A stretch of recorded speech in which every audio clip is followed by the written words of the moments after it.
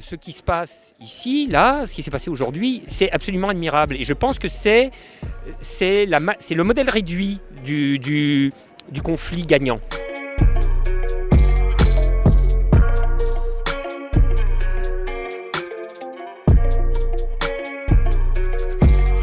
Bonjour à tous, ici Arthur, Nicolas de Révolution Permanente. On est en direct de la raffinerie de Total Normandie où des réquisitions ont commencé à tomber à partir de mercredi soir. On est vendredi matin et depuis 4h30 ce matin, la police a délogé le piquet de grève pour permettre aux réquisitionnés de rentrer. Alors la situation, vous le savez, c'est que la pénurie s'aggrave particulièrement en fait dans les aéroports parisiens de Roissy et d'Orly-Charles de Gaulle. Et tout l'enjeu pour l'État aujourd'hui est de réquisitionner des grévistes pour permettre de vider les cuves de la raffinerie qui sont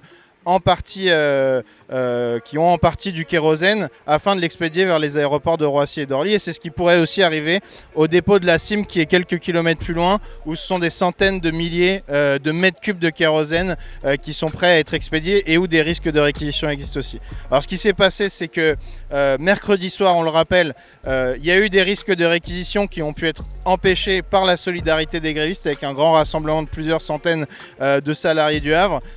Hier soir, de nouvelles réquisitions sont tombées où les forces de l'ordre sont allées chez les travailleurs pour leur remettre devant leur famille, réveillant leurs enfants pour leur remettre les ordres de réquisition.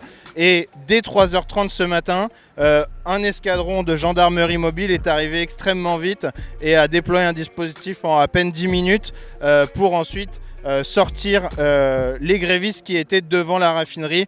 Donc voilà, de ce côté-là, on est du côté de la raffinerie où actuellement seuls les personnels de matinée et certains syndicalistes sont présents. Et on le voit de l'autre côté, du côté de l'usine pétrochimique qui produit de l'éthylène, du polypropylène. Des soutiens ont commencé à se rassembler. Il devrait arriver encore plusieurs centaines d'autres soutiens. Il faut quand même noter que suite aux réquisitions de mercredi soir, les salariés de l'usine pétrochimique ont décidé d'arrêter leurs installations, ce qui est encore en cours d'arrêt. Donc c'est des millions aussi d'euros de bénéfices par jour perdus par Total. Tu étais à 3h sur le piquet au moment où ça a été délogé. Est-ce que tu peux nous dire comment ça s'est passé et comment tu l'as vécu ? Ça s'est passé que je dormais dans mon véhicule et tout d'un coup j'ai entendu première sommation. Je suis sorti, j'ai été étonné de voir autant de forces de police par rapport au nombre de sympathisants CGT qui étaient devant la porte, quoi. Et ils ont déployé des deux côtés, ils nous ont encerclés et nous ont poussés vers l'extérieur de notre entreprise, quoi. C'est carrément quelque chose qui joue de plus parce que quand la police vient vous chercher, comme j'ai un collègue hier soir, il rentrait tranquillement du foot avec son fils. Deux gendarmes l'attendaient devant sa porte. Son fils a été légèrement traumatisé. Il n'a pas dormi de la nuit. Mon collègue ce matin, qui était réquisitionné, il est rentré. Il en a fait un malaise. Sa femme s'inquiète et elle, pareil, n'a pas été bien de la nuit. Pour toi, quel est le sens de ces réquisitions et par ailleurs, est-ce qu'elles sont justifiées ? De mon point de vue, elles sont évidemment pas justifiées parce que le sens, je pense qu'il est avant tout politique, il faut le comprendre comme ça. C'est une atteinte au droit de grève. La réquisition, en réalité, ils vont la présenter là dans le cas de Normandie parce qu'ils doivent libérer du kérosène. Mais je vois pas le rapport que ça a avec l'ordre public. D'ailleurs, c'est intéressant de savoir que c'est précisément sur ce point que l'OIT avait condamné la France en 2010 après les réquisitions de la raffinerie de Grand Puy, puisque justement c'était motivé non pas pour les besoins essentiels de la population. On pourrait imaginer que c'est pour les ambulances, les hôpitaux, mais pas du tout évidemment. Là, c'est pour faire fonctionner en fait les jets privés et les avions de Roissy. Et il a le sourire, ça c'est bien. Ah, c'est cool.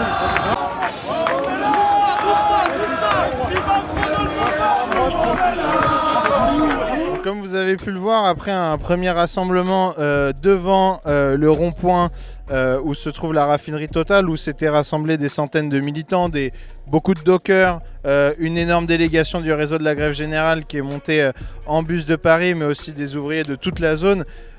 On a assisté à une image assez forte, une image de travailleurs qui reprennent leur raffinerie face aux forces de l'ordre. Ce qu'on réaffirme clairement, c'est que le droit de grève, il n'a pas à être éteint par des bleus, par des flics qui viennent saisir les camarades dans leur maison, devant leur famille, devant leurs gamins. hier. Ça fait 2 jours que les réquisitions étaient tombées. Pendant 2 jours, ils ont hésité parce qu'il y a eu des rassemblements d'ampleur. C'est une honte, mais c'est aussi, et il faut bien l'interpréter pour ce que c'est, un symbole de faiblesse du gouvernement. Parce qu'aujourd'hui, ils abattent toutes les cartes de la répression pour justement faire en sorte que ces aéroports parisiens y soient alimentés. Ce qu'ils prennent chez nous, c'est que dalle, c'est symbolique. Ils sont venus à Normandie pour avoir un symbole. Ce qu'on leur oppose aujourd'hui, c'est un autre symbole, celui de la résistance face à ce gouvernement. Je pense que dans la situation où les réquisitions pleuvent, ici à Normandie, sûrement à la CIM et dans d'autres raffineries, cette image, elle montre que la solidarité, elle peut payer aussi, elle peut permettre de faire reculer l'État quand il veut reprendre les usines aux mains des travailleurs alors qu'ils sont maintenant en grève depuis le 7 mars. On va maintenant aller interviewer un certain nombre de syndicalistes, de voir aussi comment ils ont vu cette journée, pourquoi ils sont présents aux côtés des raffineurs de Total. Pour nous, c'était une question indispensable, c'est-à-dire que nous, en tout cas les cheminots, on a fait la grève en 2019 contre la réforme des retraites. On avait déjà vu la nécessité de s'organiser par en bas, de se coordonner, d'essayer de tisser des liens entre les différents secteurs grévistes, que ce soit dans les raffineries, dans l'énergie, chez les cheminots, à la RATP, les éboueurs, etc. Et tout ce monde-là, il faut qu'on se réunisse, qu'on se mette ensemble, qu'on discute. C'est clair qu'on a tous le même but. À la CGT, on a un idéal de société. Et là, clairement, le capitalisme, il est contre l'intérêt des peuples. Il est en train de nous pourrir la planète et tout ça, c'est plus possible. Donc il y a la question des retraites, ok. Il y a la question, effectivement, des répartitions des richesses. L'inflation, là, on n'en peut plus. Il faut que ça s'arrête. Et clairement, qui crée les richesses? C'est nous qui les créons. Et ça, il faut qu'ils l'entendent. À qui l'outil travaille? Il est à nous. Donc c'était important pour moi de venir ici au nom de la tradition, des traditions de lutte qu'ont mené les quartiers populaires dans les années 80, et aussi pour converger avec d'autres luttes qui sont présentes ici. Voilà, j'ai entendu que les féministes étaient présentes, les syndicalistes, tout le monde est ici en convergence. C'est important d'être ici. Parce que ça nous semble essentiel de venir sur un point de rassemblement comme celui-là. Et également, un truc dont on parle assez peu dans les médias, c'est les gaziers.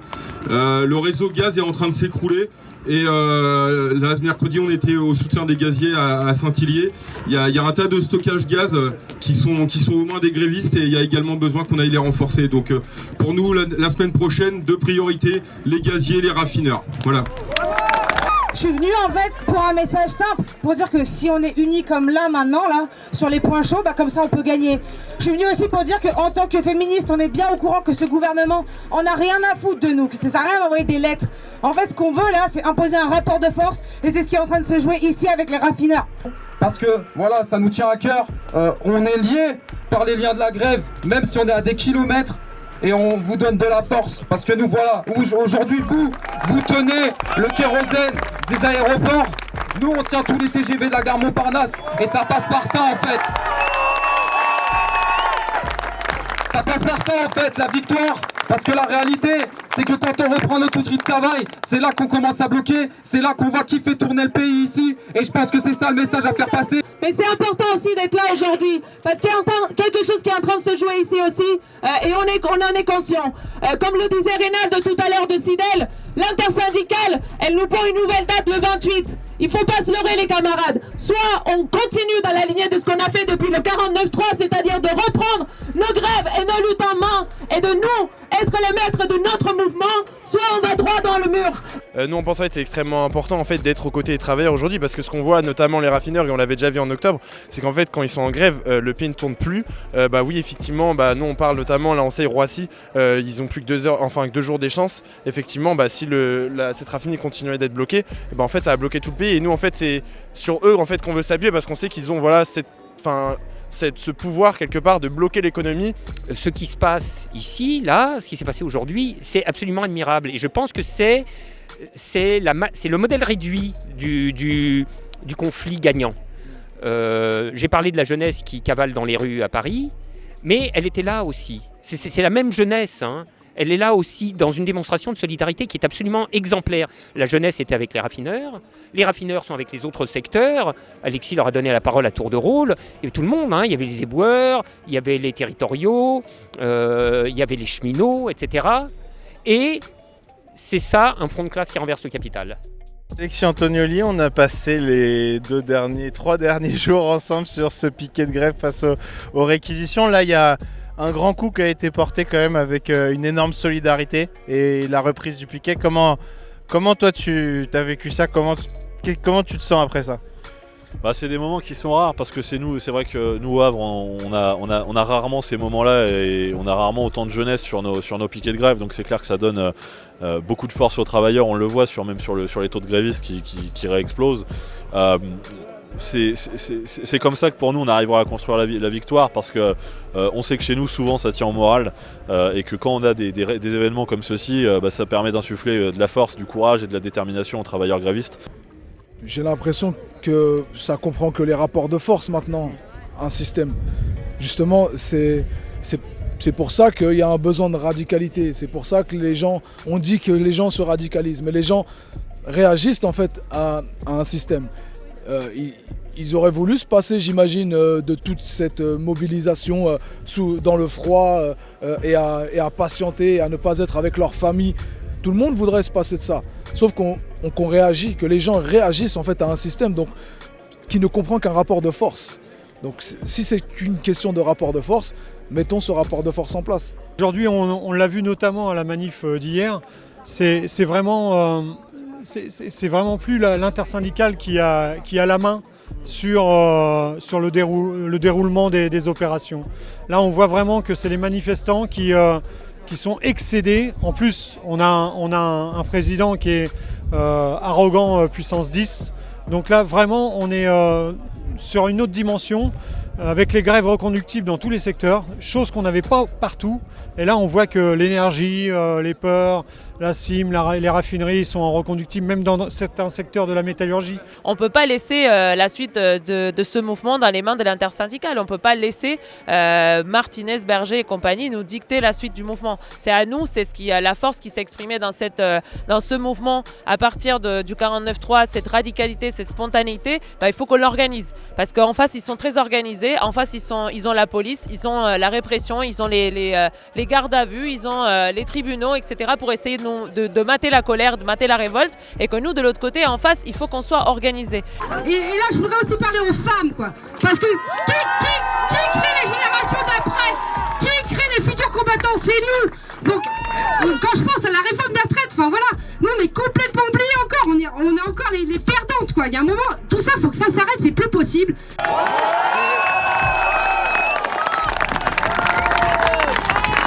Et en fait, le combat, il est relié. Tout le combat est relié. L'essence, les poubelles, tout est relié. Il faut foutre le bordel partout. C'est partout qu'il faut attaquer. Et donc, on se soutient, soutenez-nous, et soutenons les autres, et tout ira bien, on va gagner, c'est sûr. Une nouvelle impression que cette fois on peut gagner. Est-ce que toi tu as un peu cette même impression? Est-ce que tu penses qu'il y a quelque chose de nouveau là depuis le 49.3? Nouveau, je ne sais pas, parce que de toute façon, pour ce qui nous concerne, nous, Docker et notamment Port et Doc, on lutte toujours pour gagner. Donc obligatoirement, de toute façon, on va jusqu'au bout et en général, on ressort victorieux de nos luttes. Donc c'est exactement ce qu'il se passe et ce qui se généralise aujourd'hui. C'est croire en la victoire. Voilà. Nous, on y croit toujours. Hein. Et pour nous, le raison pour la grève générale, il sera ça. Modestement, on a commencé à aller voir à droite à gauche les différentes équipes syndicales de base du terrain, ceux qui font le travail comme nous tous ici. Ici, il n'y a pas, l'intersyndicale nationale ne se déplace pas ici. Alors que c'est ici qu'il faut y être, c'est ici qu'il faut affronter les flics. Donc si nous on vient et si on fait ce travail de se coordonner à la base, c'est parce qu'on sait que c'est important et que c'est ça qui va nous faire gagner. Donc nous, ce qu'on a discuté à la dernière réunion du réseau pour la grève générale, c'est de commencer à construire des comités de grève partout, plus organiser des comités d'action pour la grève générale. Tous les soirs à Paris, la jeunesse cavale comme des lapins dans les rues. Elle est en train d'épuiser les gros scarabées qui trottent derrière et qui commencent à marcher sur leur langue. Ce pouvoir est en train d'arriver à son point de rupture.